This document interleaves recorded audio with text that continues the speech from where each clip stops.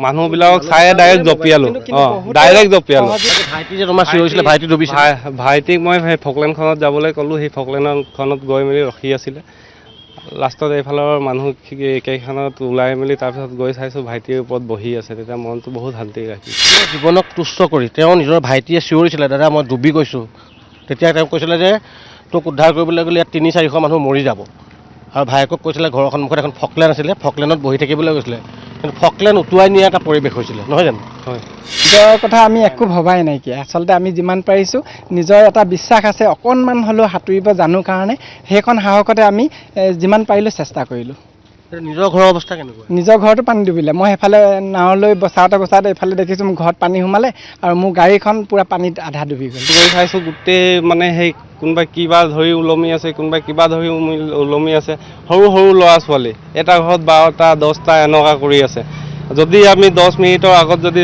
গৈ নাপালোহে মানুহবিলাক আমি নাপালোহে তললৈ গুচি গ'ল তললৈ গুচি গ'ল তাৰপিছত আমি গৈ পালোঁ ফটাফট মানুহবিলাকক উলিয়াই মেলি নাওকাত উঠালোঁ কিছুমানক ছটৰ ওপৰত উঠাই দিলোঁ কিছুমানত এই ওখ ঠাইত লৈ আহিলোঁ সেনেকুৱা অৱস্থা যোৱা দেওবাৰে নগা পাহাৰৰ পৰা নামি আহিছিল বলীয়া বান বলীয়া ঢল আৰু সেই ঢলে মষিমূৰ কৰি পেলাইছিলে বৃহত্তৰ বিহুবৰ অঞ্চল আৰু বিহুবৰ অঞ্চল দিখৌৰ নদীৰ কাষতে আছিলে আৰু প্ৰবল সোঁতে সকলো তছনছ কৰি দিছিলে নিমিষতে গাঁওবোৰ ডুবাই পেলাইছিলে আৰ্তনাদ নিজৰ জীৱন বচাবলৈ আৰ্তনাদ কৰিছিলে চিঞৰ বাখৰ হৈছিলে তেওঁলোকে কোনো কথা ভাবিবই নোৱাৰিছিলে সকলো ঘৰ ডুবি গৈছিলে আৰু তেনে সময়তে দেৱদূত হিচাপে ইজনে সিজনক সহায় কৰিছিলে দুজন যুৱক আছে এওঁলোকে অঞ্চলটোৰ দেৱদূত হিচাপে থিয় দিছিলে দেৱদূত হিচাপে তেওঁলোক আহিছিলে আৰু তেওঁলোকে নিজৰ ঘৰ পানীত ডুবি থকাৰ পিছতো তেওঁলোকে কিন্তু প্ৰায় 300 লোকক এখন নাৱেৰে তেওঁলোকে উদ্ধাৰ কৰিলে এওঁ হৈছে শ্ৰৱণ প্ৰসাদ আৰু কুকিল দাস আৰু শ্ৰৱণ প্ৰসাদ 300 লোকৰ জীৱন বচোৱা সৰু কথা নহয় যদি তেওঁলোকে উদ্ধাৰ কৰিব নোৱাৰিলেহেঁতেন চিন্তা কৰক যে 300 লোক উটি গুচি গ'লহেঁতেন আচৰিত কথা এই শ্ৰৱণ প্ৰসাদ আৰু কুকিল মই তেওঁলোকৰ পৰা সেই জীৱন্ত কাহিনী বৰ্ণনা তোমাৰ পৰা শুনিম দেওবাৰে কি হৈছিল দেওবাৰ মানে আমাৰ কি হৈছিলে আমি খৰি ধৰিব গৈছিলোঁ তাৰপিছত আহি চাইছোঁ ঘৰৰ ভিতৰত পানী সোমাই আছে তাৰপিছত ঘৰৰ বস্তু মাহঁতক আগে মই ভাবিলোঁ যে মানুহবিলাকক ঘৰৰ পৰিয়ালখনৰ ওপৰত উঠাই দিওঁ বামত গৈ উঠাই দিওঁ তাৰপিছত বস্তু পাতি লৈ যাম তাৰপিছত আহিলোঁ মা ভাইটি আৰু এটা আলহী আহিছিলে ডিগবৈৰ পৰা তেওঁক উঠাই মেলি আনিলোঁ ইয়াত কি কয় চলপিনত সেই ওখ জেগাত ওখ ঠাইত তাত থৈ দিলোঁ তাৰপিছত ঘূৰি যাওঁতে দাদাজন ক'লে এইফালে বহুত মানুহ মৰি আছে শ্ৰৱণ মৰি যাব জল্দি ব'লাচোন তাৰপিছত ময়ো ভাবিলোঁ বস্তু পাতিটো কালি পৰহি বা জিন্দা থাকিলে মানুহ আহি যাব মানুহ জানটো বহুত হেৰি তাৰপিছত আমি ঘৰ নগৈ ডাইৰেক্ট সেই চিগনেল বস্তি গুচি গ'লোঁ সেইফালে গৈ চাইছোঁ যে ঘৰবিলাকৰ ভিতৰত সোমাই আছে মানুহবিলাক ঘৰ মানে হেৰি দৰ্জা ইমানেই বাকী আছে তাৰপিছত গৈ চাইছোঁ গোটেই মানে সেই কোনোবাই কিবা ধৰি ওলমি আছে কোনোবাই কিবা ধৰি ওলমি আছে সৰু সৰু ল'ৰা ছোৱালী এটা ঘৰত 12টা 10টা এনেকুৱা কৰি আছে যদি আমি 10 মিনিটৰ আগত যদি গৈ নাপালোহে মানুহবিলাক আমি নাপালোহে তললৈ গুচি গ'ল তললৈ গুচি গ'ল তাৰপিছত আমি গৈ পালোঁ ফটাফট মানুহবিলাকক উলিয়াই মেলি নাওকাত উঠালোঁ কিছুমানক ছটৰ ওপৰত উঠাই দিলোঁ কিছুমানত এই ওখ ঠাইত লৈ আহিলোঁ সেনেকুৱা অৱস্থা কেঁচুৱা আছিলে কেঁচুৱাও আছিলে বয়সস্থ মহিলা বয়সস্থ তাৰপিছত অলপ হেণ্ডিকেপ মানুহো আছিলে তাৰপিছত মানে গোটেই পৰিয়ালখনে এটা আছিলে কিমানমান মানুহ তোমালোকে আমি মেক্সিমাম 250-300টা আমাৰ 6খন নাও আছিলে গাঁওখনত 6খনে নাও ধৰি লওক মানে এটা নাও সেইটো গাঁৱত গৈ আছে এটা নাও সেইটো গাঁৱত গৈ আছে সেনেকুৱা কৰি গোটেই মানুহখিনিক উদ্ধাৰ কৰিলোঁ যদি আমাৰ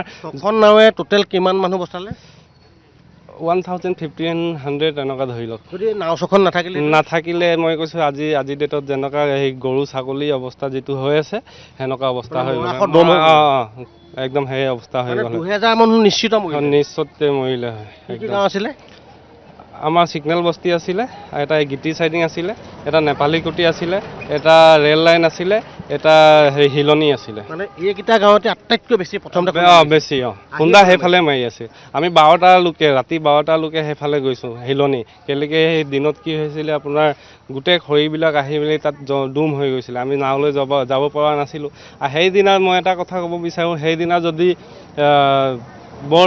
চৰকাৰী বৰ্ড আহিলে হয় আজিৰ ডেটত যিমান মানুহ মৰিছে চাগে এইবিলাক নমৰিলে হয় নেপালী বস্তিত মানুহ কেইবাজনো উটি গ'ল এই এতিয়ালৈকে ধৰি লওক আপোনাৰ আঠজন পাইছে নেকি?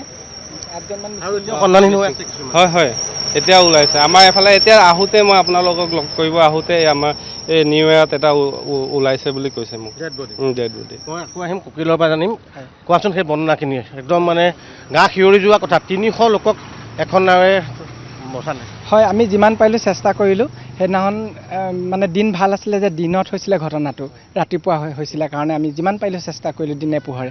যদি নিশা হোৱা হ'লে, ৰাতি যদি যেনেকৈ দিনৰ 10টা বজাৰ পৰা পানীটো উঠিছে, নিশা 10টা বজাৰ পৰা উঠা হ'লে হয়তো আমি কাকো বচাব নোৱাৰিলোহেঁতেন। আৰু চাৰিওফালে মানে অকল ডেড বডি অনিশ্চিত আছিলে। হয়, নিজৰ ফালেও বিপদ আছিলে ধৰি লওক। মানে নিশাৰ ভাগত হোৱা হ'লে এই গোটেই 4-5খন গাঁৱৰ মানে হাজাৰ মানুহ মৰিলে। নিশ্চয়কৈ কাকো বচাব নোৱাৰিলোহেঁতেন আমি।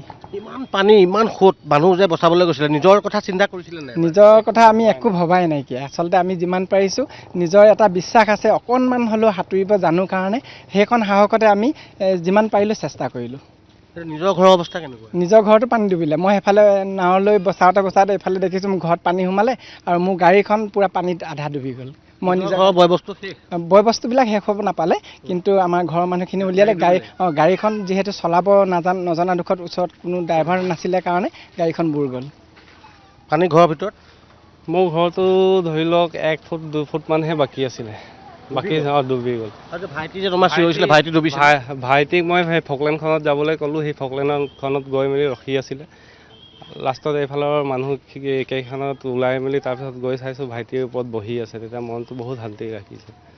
ঘৰৰ মা দেউতাহঁতক মই আগতে সেই আনি থৈ দিছিলোঁ।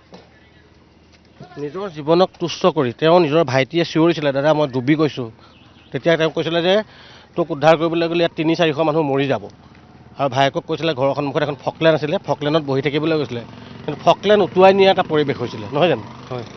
গাড়ী ঘোঁৰাটো চব ঘৰটো গাড়ী ঘোঁৰা চব ডুবি গ'ল। যিটো বেছি ৱেট আছে সেইবিলাক থাকি গ'ল। এনেকুৱা কাৰ চাৰ গোটেইখিনি উটাই লৈ গ'ল। সেইটো কাৰ চাৰ বাদ দিয়া নহয়, যাৰ ঘৰ ঠিক ঠাক বাঁহৰ ঘৰ, যোনে বান্ধি থৈছিলে ভাল পৰা তাৰে দি, সেইটোৱে উটুৱাই লৈ গ'ল। একেবাৰে একোৱে নাই।